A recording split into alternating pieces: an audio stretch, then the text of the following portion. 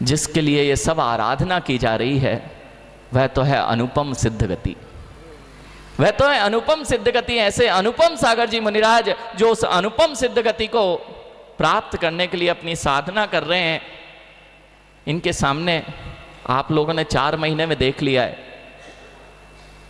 इतनी सरलता, इतना समत्व भाव। हमारा नाम समत्व है, लेकिन भाव इनके अंदर सारे के सारे समता के रखे हुए हैं। इतने उपास, इतनी सारी असाता का उदय आने पर भी हमेशा वे समता परिणामों को नहीं खोते हैं। सरलता, सहजता, लघुता, गुणग्राहिता, सब कुछ आप इनके अंदर देख सकते हैं। और वात्सल के इतने धनी राजेश भैया, कोई भी जीव आ जाए, इनके अंदर करुणा इतनी भरी है, इतना दयालु हृदय है। अनुकंपा तो ऐसे ही करते हैं कि खुद का स्वास्थ्य खराब कर लेते हैं, लेकिन दूसरे पर अनुकंपा नहीं भूलते हैं।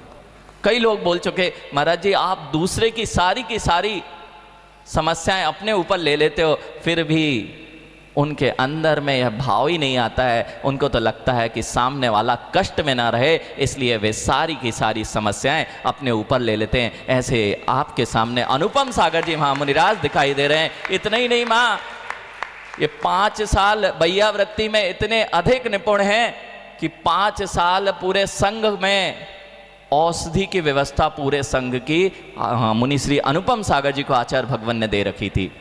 और इसलिए इनके पास आयुर्वेद का भी श्रेष्ठतम ज्ञान है।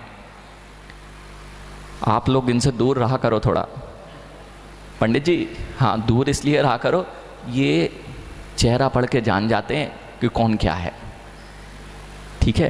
तो इसलिए थोड़ा बचना चाहिए, क्योंकि मुनिराज आप आते जरूर हो, सोचते महाराज कुछ नहीं जानते, लेकिन ये सब जान जाया करते हैं ऐसे। और एक शैली तो राजेश भैया आपने देख ही ली होगी, हम यहाँ बोल रहे हैं और इसी को अगर कहें मुनिराज से कि आप काव्य शैली में बदल दो, वे लिखेंगे भी नहीं, आप सुनते जाएंगे, उनकी कविता बनती जाएगी। ऐसे उत्कृष्ट काव्य शैली के महाकवि अनुपम सागर जी महामुनिराज है। विलक्षण प्रज्ञा है, यही तो विलक्षण प्रज्ञा है नितिन, आप सोच भी नहीं पाओगे उतने में उनकी काव्य बनके और वे बोलते चले जाते हैं।